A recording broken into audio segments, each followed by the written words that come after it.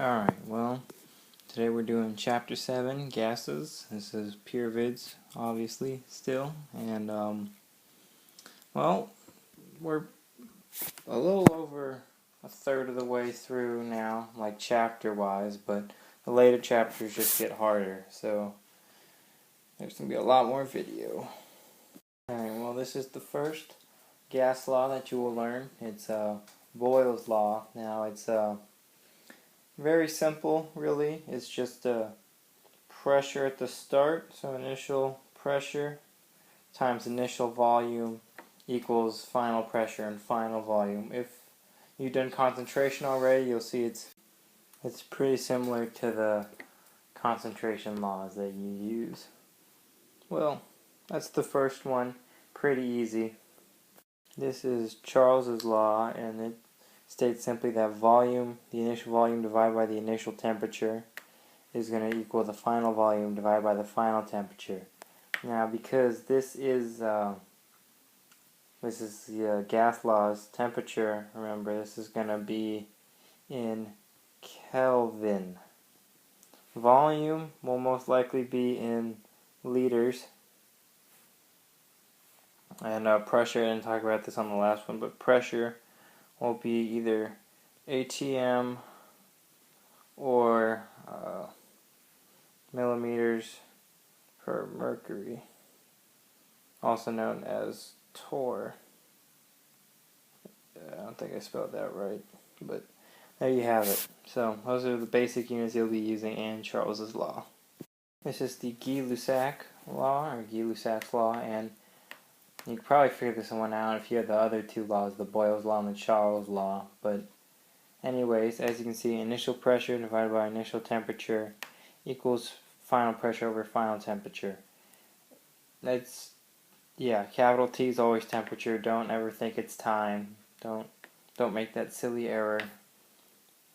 But still pretty easy.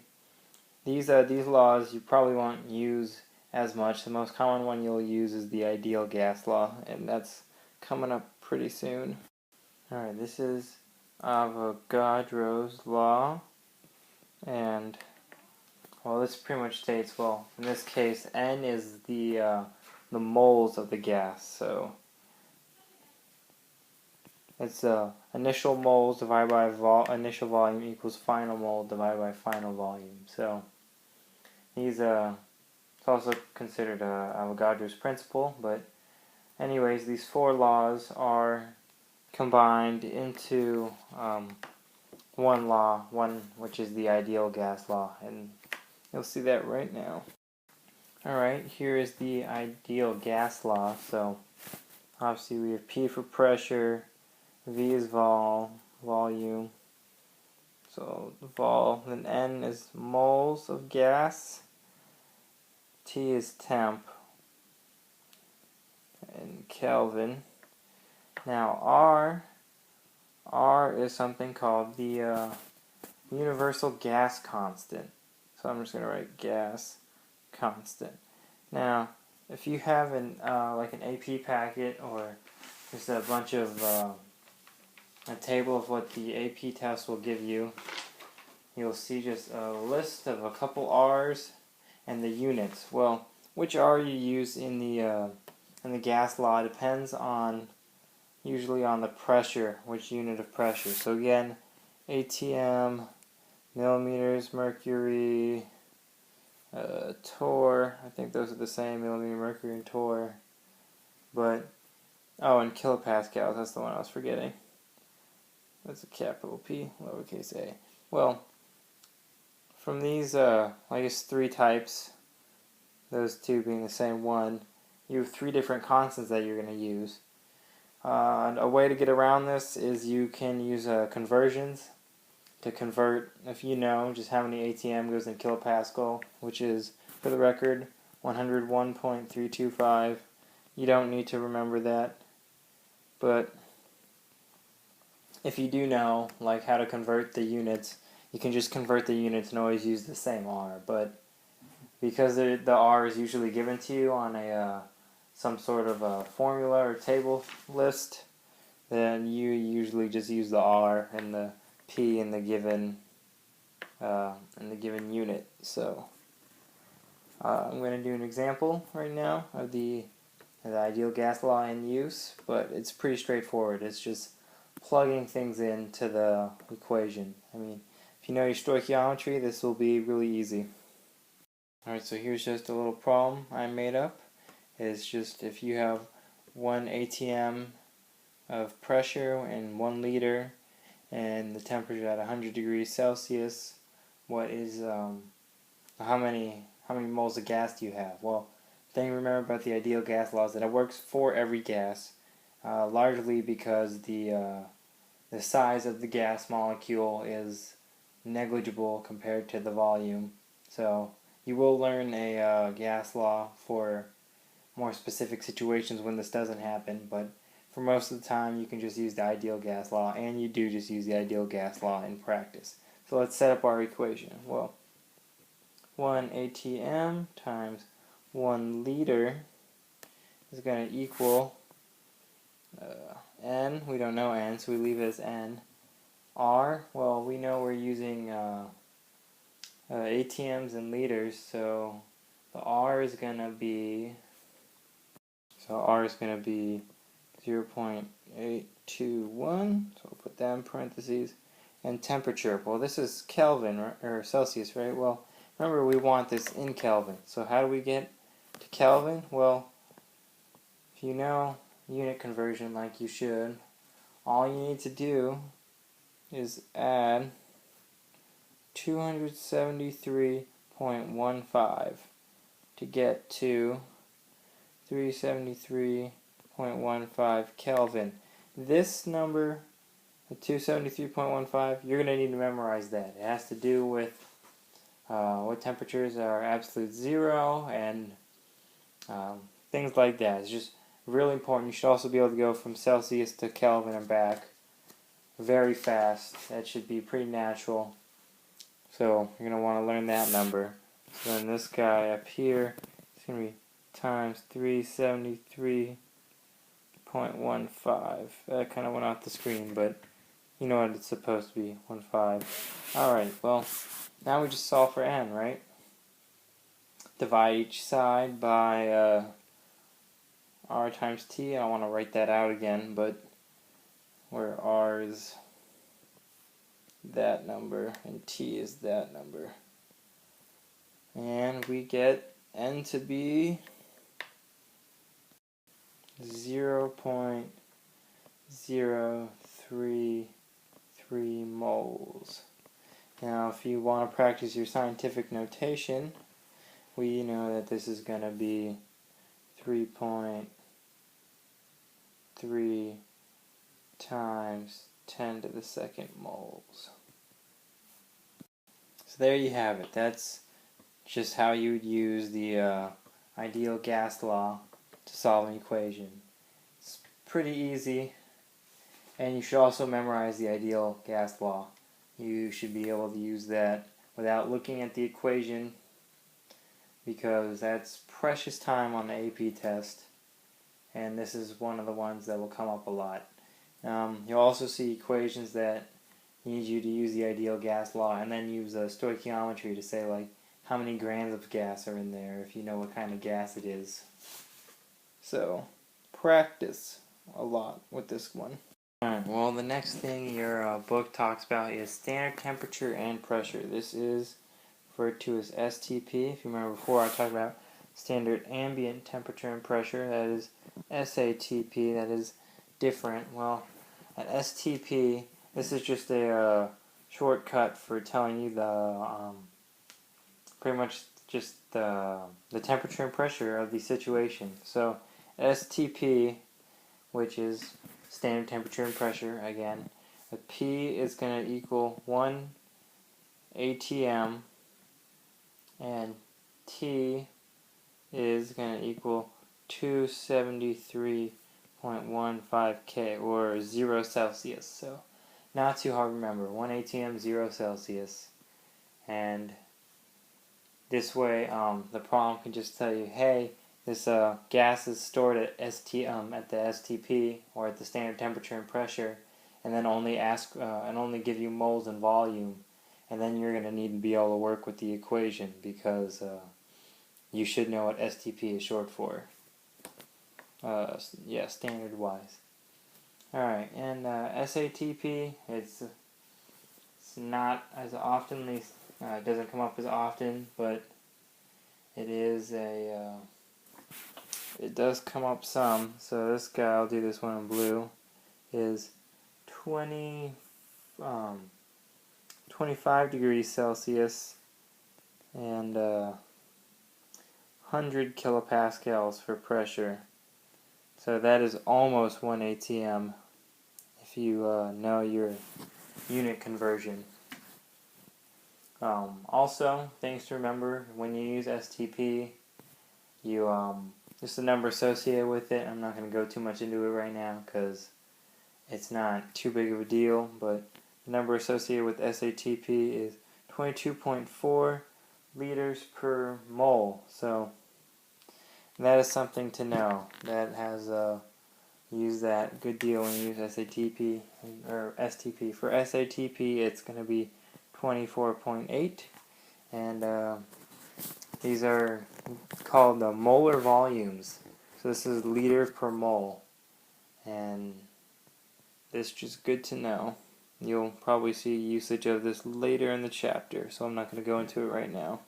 Well, I told you you'd be using that number for STP, and here it is. Well, this is the it is the molar volume of gas, and what this number does is it helps you solve your STP, or not your STP, I'm sorry, your ideal gas law equations. Because if you have this, once you find that and that, well, that's, remember, this is liters per mole, this 22.4. Well,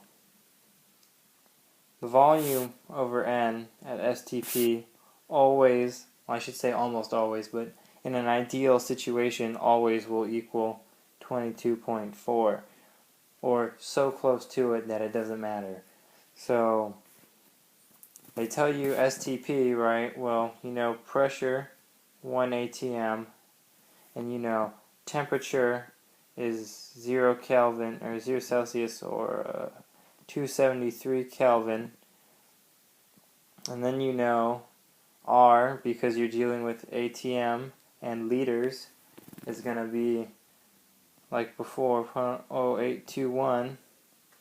And, well, all you need now is either volume or moles, and volume over moles always is going to come out to 22.4. So as you can see, this is going to, these two are quite related when using STP.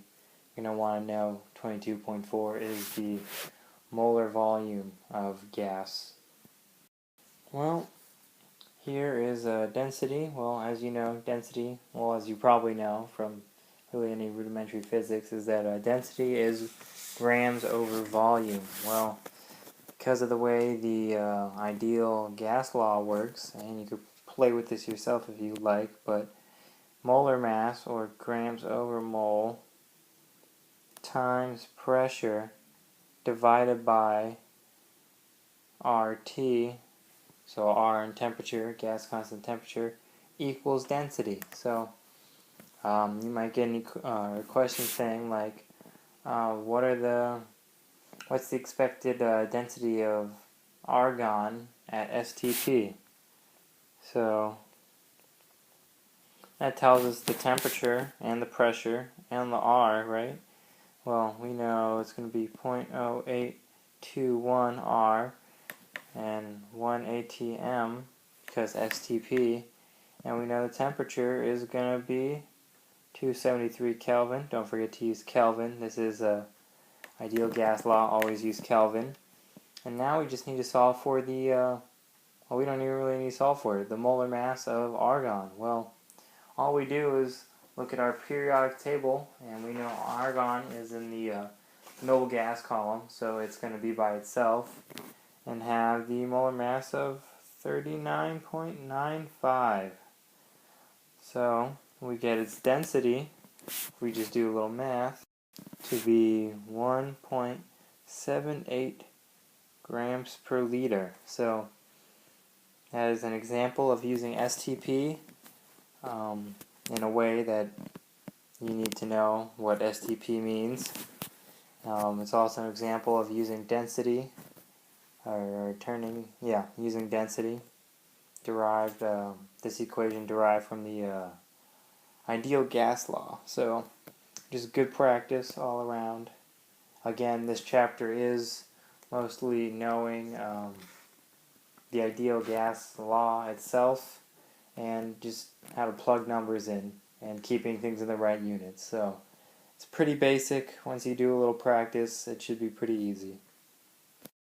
Alright, this is kinetic molecular theory. This is the it just describes really gases at the level of individual particles. So the first one, I'm just going to really explain these as I go. They're not too difficult. I wouldn't say you need to memorize them, but you do need to understand them and how it applies to gases, because I think I had a multiple choice question or two about like which statement is not part of the theory, so really just need to know how gases work. Well, number one is gases are molecules in constant random motion. So the particles, they're not going anywhere specific. They're just bouncing around. That's all you need to know, random motion. Well, two is the collisions between gas molecules are elastic. This means that when the molecules hit each other, when they hit each other, and also, ideally the size of the container also, but realistically not. These collisions are elastic, and that means that they cause no deformity or no deformity in the gas molecules. They're not like crunching together, and the molecules don't lose any energy to heat when they collide. So they don't become slower because they're hitting more molecules, really. They're not losing energy from these collisions. That's what elastic means, if you've not had physics.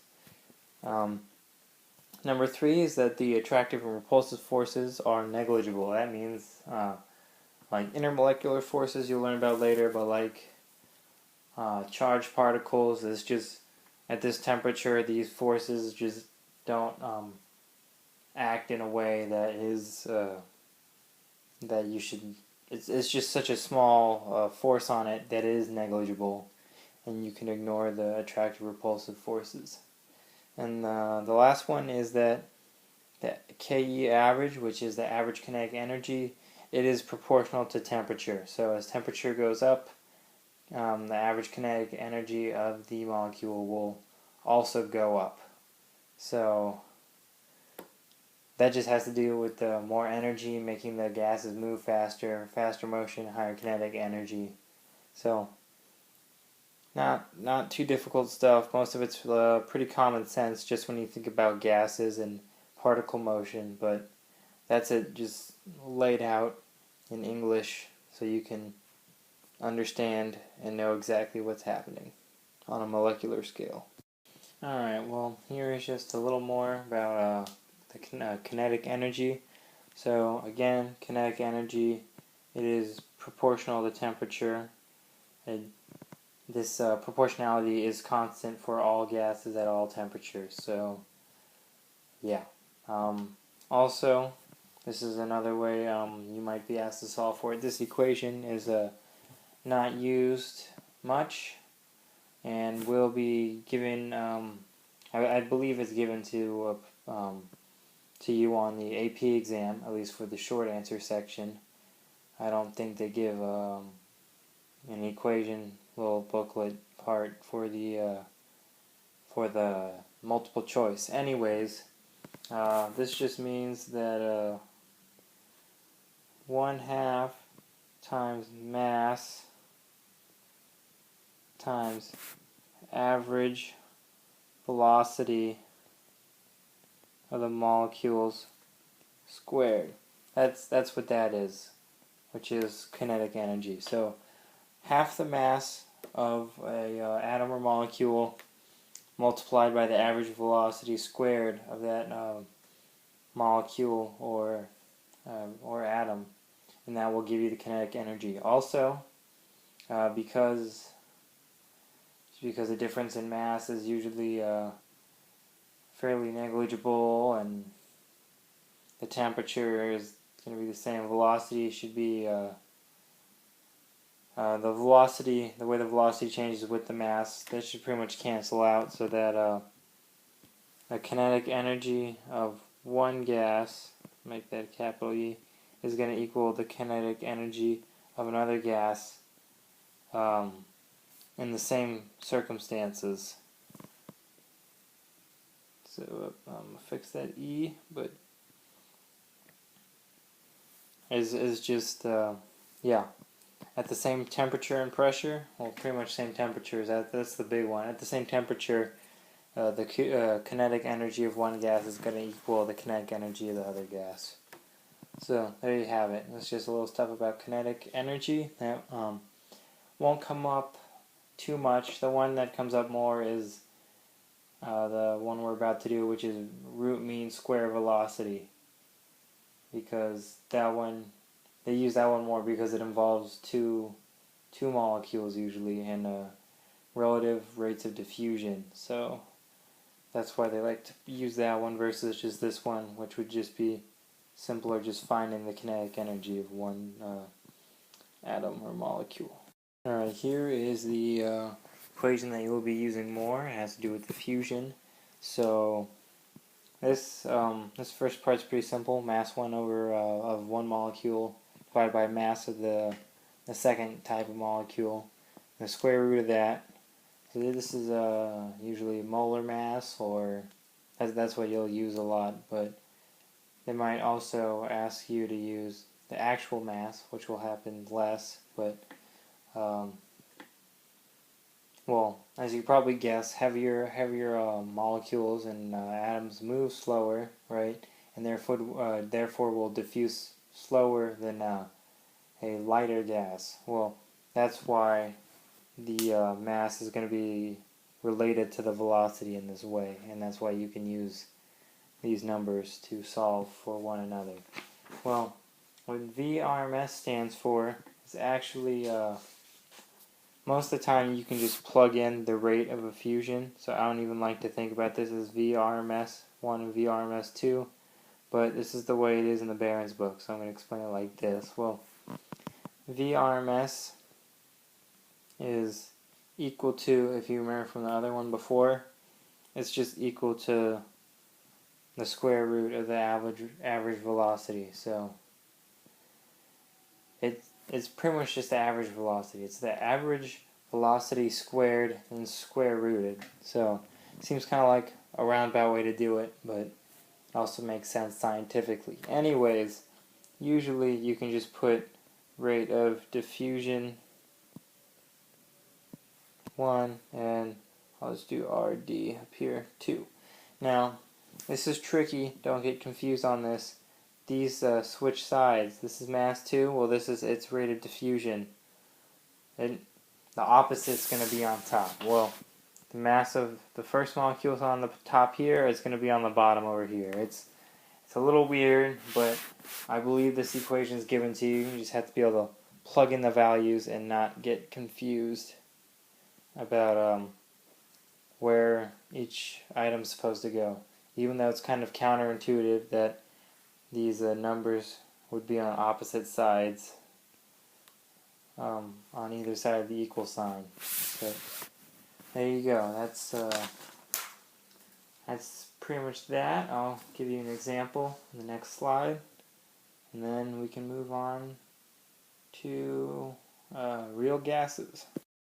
Alright, well, let's say in this example I have helium, I have oxygen. Well, and I want to know, and I know that the helium diffuses, this is He, diffuses at a rate of 3.22 times 10 to the negative 5 moles per second. So this is, I didn't really explain diffusion, but here's what it is if you imagine a container, I'll try to take as little room as possible, with a bunch of gas in it moving around, and then someone poked a tiny hole in it, the rate that this gas leaves the container is going to be pretty small because it's only a tiny hole in a big box, but that is the rate of diffusion. So kill that now so I can have room to work. And we want to know what the oxygen is. So I'm going to use different colors so you can see it better. Well, here's what we're going to do. We're going to set up our equation, right? Well, we know there's a square root. In this case, I'm just going to put helium on top just because. So, well, we want the mass. Well, we can just use molar mass. Molar mass of helium, 4. Right, that's run off the table. Oxygen molar mass is 16 of 1, but because it's O2 and multiplied by 2, get 32. So 32, and this is going to equal if I put that there, this is going to equal the 3.22 times 10 to the negative 5 of which is the diffusion rate of helium over x right here. So now we just solve, right? Well, first we just multiply each side by 3.22, which gives you x equals, and I'll just do the rest of this in this pink color, 3.22 times 10 to the negative 5 root 4 over 32, which if you plug it in is going to get you I'll put this back in green, 1.14 times 10 to the negative 5 moles per second. Never forget units. Moles per second. I know I ran out of room. It's kind of calling me, but 1.14 times 10 to the negative 5 moles per second. And that's the rate the oxygen diffuses at. So, pretty simple. More just plug and chug. Put the data in, get answers out. Not too hard. Now I'm going to talk about real gases. I'm going to put that right here. I think we can fit this all in a reasonable length video, so I'm not going to start a second video, but real gases here is, it usually happens in certain circumstances. This common ones that you're going to need to know is at low temp or high pressure. Well, let's think about this. And I'll just start on this next slide so I have room to draw. But if we're thinking about the gas, so in a normal, like low pressure, high temperature environment, right? There's few particles, a lot of space. So the particles are just moving around, bouncing around, a lot of space. So much space that the size of each particle is negligible. So that's why the ideal gas law works. Well, in a high pressure area, it's going to be a smaller box, a lot of dots.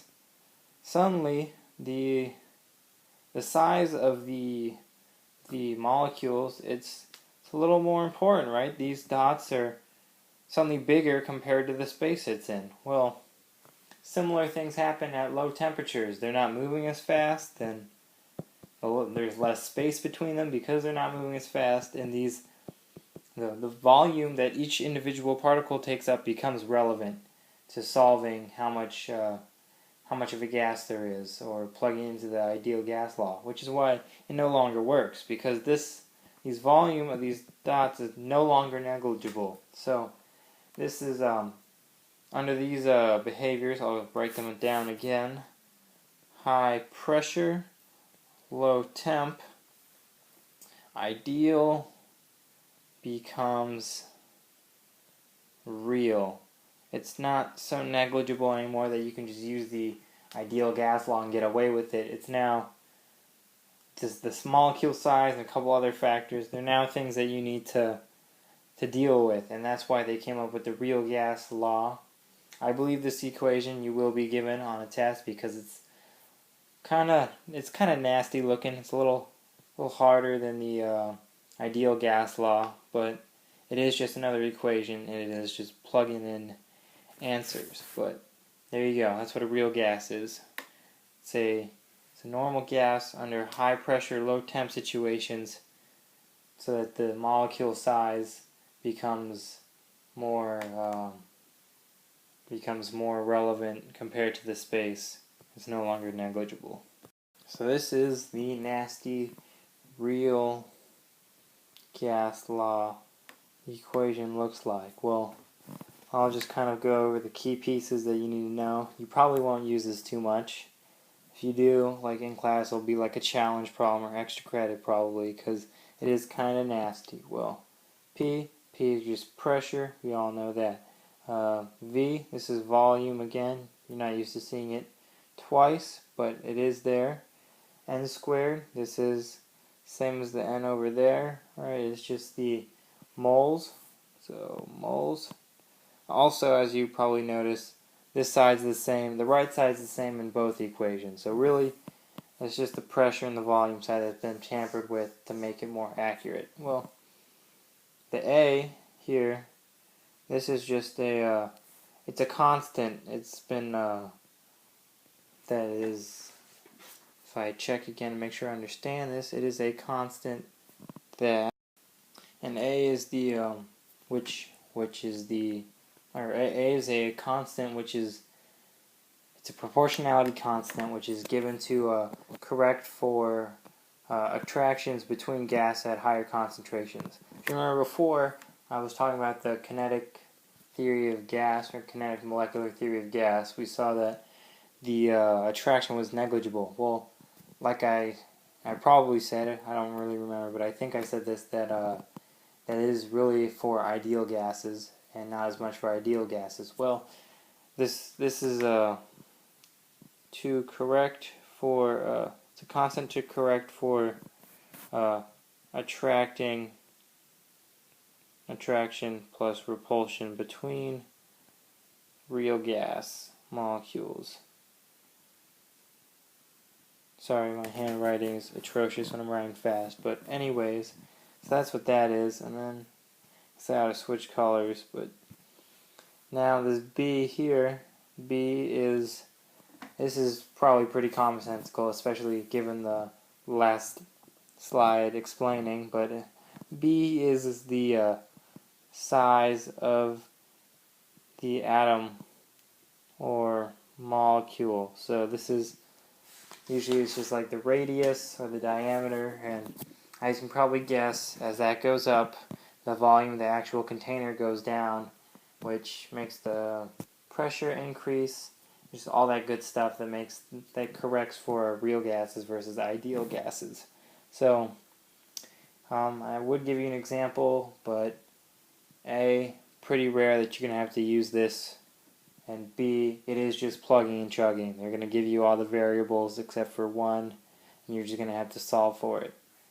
So yeah, I wouldn't worry too much about this. You won't need to memorize this. I recommend that you don't spend time memorizing this. I would just recommend that you be able to pick the pieces out that I covered. Pretty much just the A and the B are the new ones, but also you probably should know why there are N's now on the left side as well. So all in all, kind of a complicated equation, but not too much use for it. So just, I would understand the equation more than practice using it.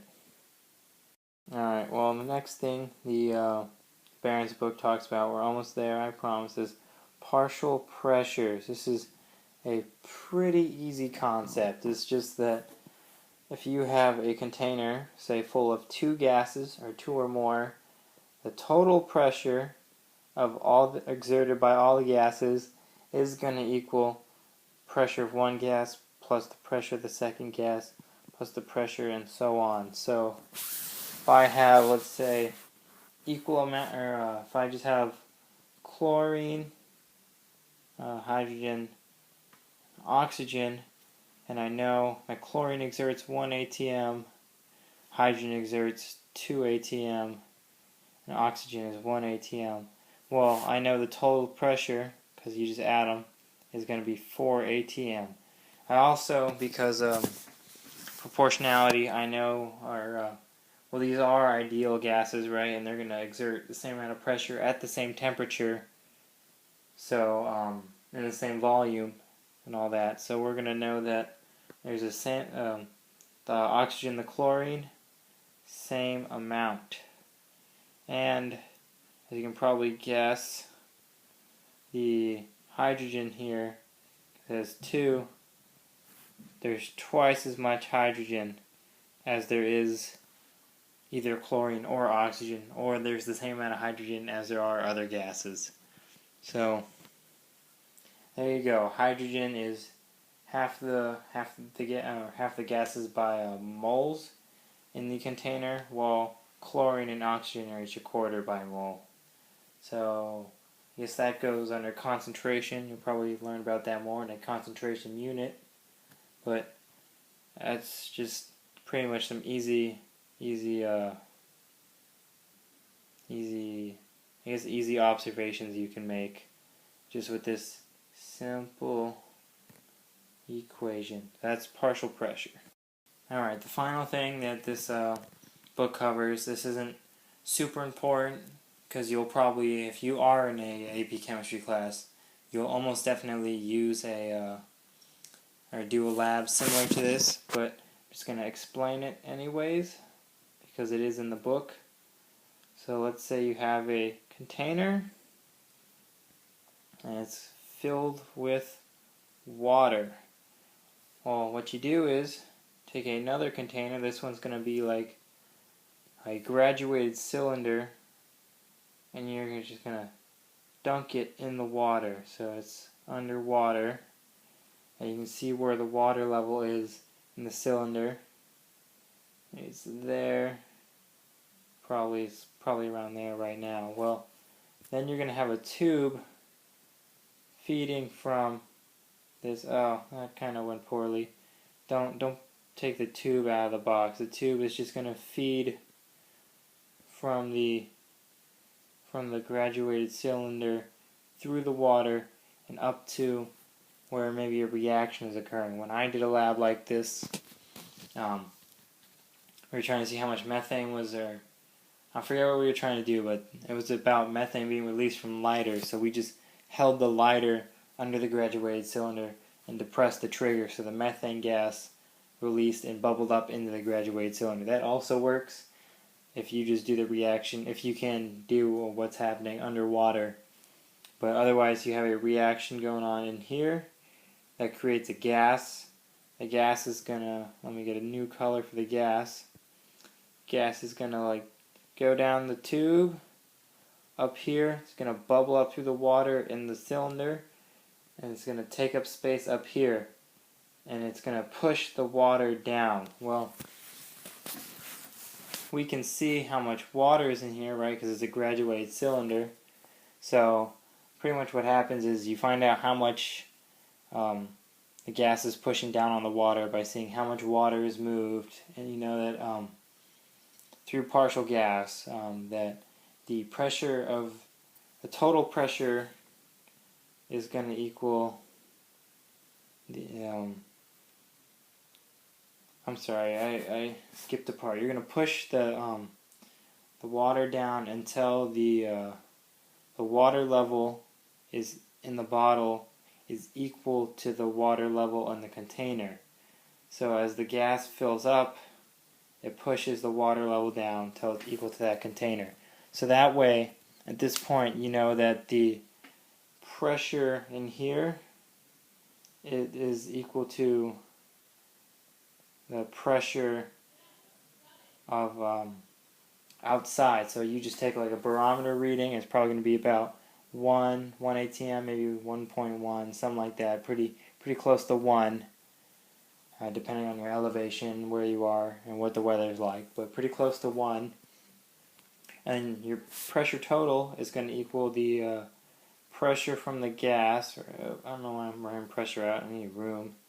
Pressure from gas plus, now this is probably something you haven't considered yet, but it's called vapor pressure, so I'm going to put P vape. So at any temperature, a liquid like water will have some molecules in gas state, and so the molecules in gas state that are in the water, they're pushing up also, right? Because they're also gases inside. So you can go on the internet and like look up a chart, or you just have a chart that your teacher gives you, you'll see the vapor pressure exerted by water relative at certain temperatures. So you just do a temperature reading also, and you can see the pressure, the vapor pressure.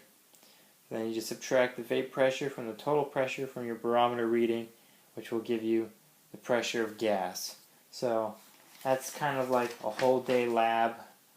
But then for your like lab analysis, you'd go home, see how much pressure the gas exerted at the temperature and the volume, which is what the reading on a graduated cylinder was for.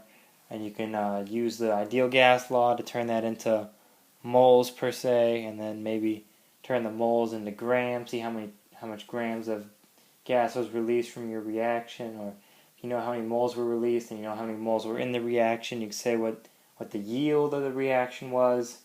There's just a ton of stuff you can do with this, but this is an example of a pretty basic lab that you will see in your AP Chem year, or I think you need to be able to explain somewhat what's happening on the AP exam. So they might give you a situation where this picture is occurring, and they'll give you all the data like the vapor pressure and the result, or the total pressure, or the result, and then you'll need to know how to turn that into like the analysis like I just did, how to turn this pressure into moles or grams, or just do stoichiometry to analyze this lab. So that's it on gases. That's the end of this chapter. This is I would consider this one of the easier chapters. It is just plugging stuff into the equation, but there you have it, gases.